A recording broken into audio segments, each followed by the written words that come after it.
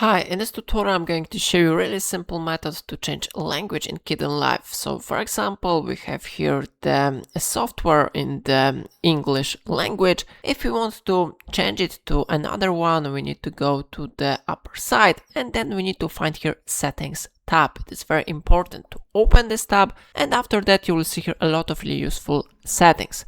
One of them is of course something like configure language. We need to open this option. And then you will see here this window. You will see here information that please choose the language which should be used for this application. Primary language here is United States English. So if you want to change it to another one, we need to click on this list and then you need to select the language which you want to use. So for example, I'm going to select here German. So I click on this option, then it will be displayed on this list. And now we need to click OK button to make modifications in application. How you see the language for this application has been changed.